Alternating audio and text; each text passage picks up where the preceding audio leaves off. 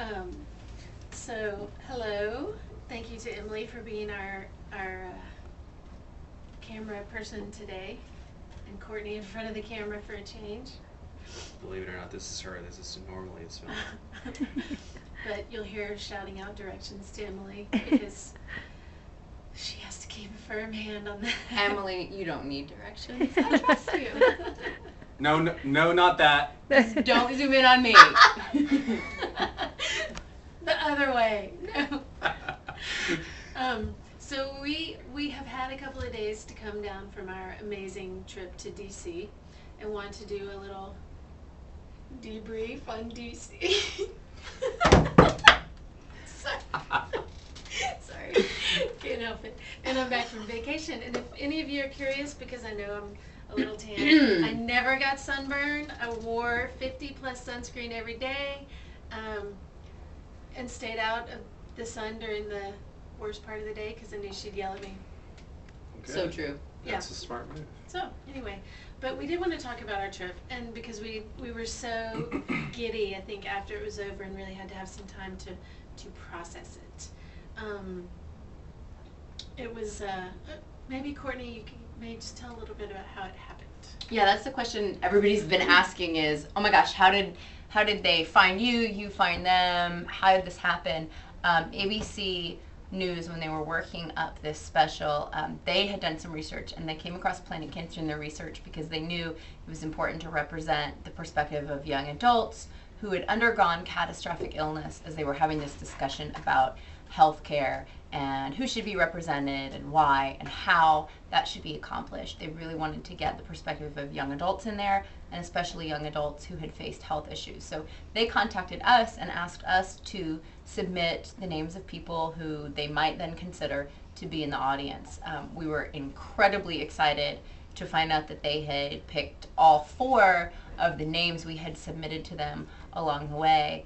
For us to be able to go to Washington, D.C., sit in the audience of this conversation that they were broadcasting, and then submit our questions in the hopes that one of our questions might be chosen to be asked to the president live on TV.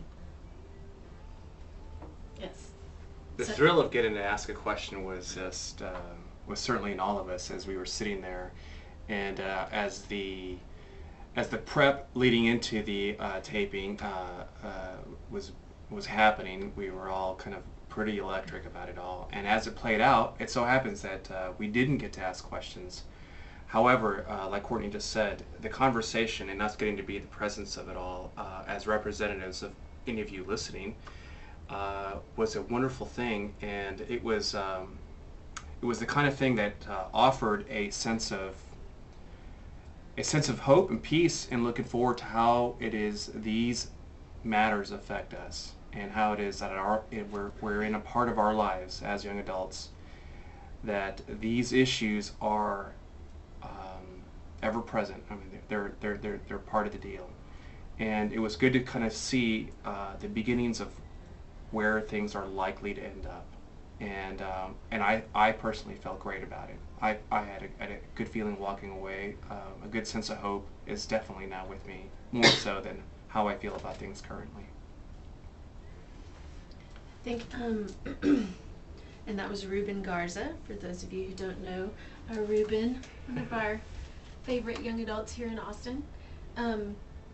I think it was a lot more scripted than we had thought. So, although we hoped to get a question in, there were most of the people who did ask questions had been pre-selected, and it was obviously foreordained by the powers that be. But there was a lot of conversation, and our questions apparently did get submitted. All of our questions, all 164 of us, to the president's staff for consideration, and who knows where those might come out later. But although we didn't get to ask a question, we did make some really great contacts with the media, who are all very interested in the young adult perspective and the young adult story. And I think from Planet Cancer's perspective, the questions that we would have asked, the issues that are, to me, are really relevant to young adults, were in a large part answered. Things like portability, and how can we carry insurance from place to place and job to job, knowing that we're such a mobile population, no pre-existing condition. I mean, we're the ones who are going to have the burden of this cancer diagnosis for the rest of our lives, which will hopefully be long. But we're in that no man's land between children's programs and Medicare, and have to deal with that. So portability and a safety net for those of us who don't have insurance when we're diagnosed to begin with, and then being able to get it after the fact. Those are the biggest issues that I think impact us. I mean, we're the collateral damage. We're the ones who suffer from our current system the way it stands. And I think it's our responsibility to provide input as experts. We're kind of expert witnesses in a way. We're the ones who know where the system is broken, and I think we really need to share our thoughts and opinions on how we can fix it. So I am posting a blog that will give links to places you can go and share your thoughts and share your opinions and give your input on these important issues, because now's the time. I mean, it's a conversation that started when Bill Clinton was president and then got tanked till now. And now is, I feel like it's a really critical moment. And I don't know when it's going to happen again. So we need to strike while the iron is hot. Can I think of any more cliches to throw out there?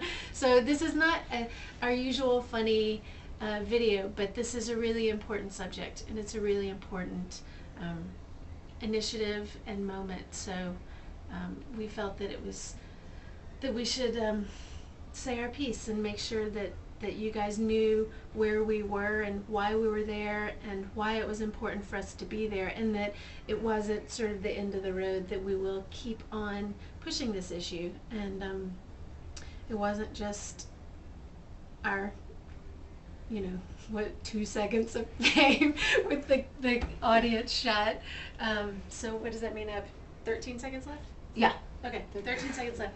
But so it was a great experience. It was amazing to be in that small room with the president and Diane Sawyer and Charlie Gibson. But the bigger picture is so important. And I think, Charlie and Diane said before we started taping, they said no conversation like this, no open forum has ever happened before on TV, just with the president. And I think I didn't realize that. And the more I think about that, the more I realize that was really the kickoff. So if he is allowing the lines of communication to be open, then so are we. And your input is so important to us, and we might have the ability to then send that input along to bigger places. Yeah. If the kickoff was something of history, then be part of The game.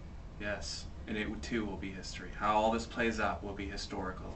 And if it seems amazing in any way so far to this point, will be a part of what's to become still amazing still.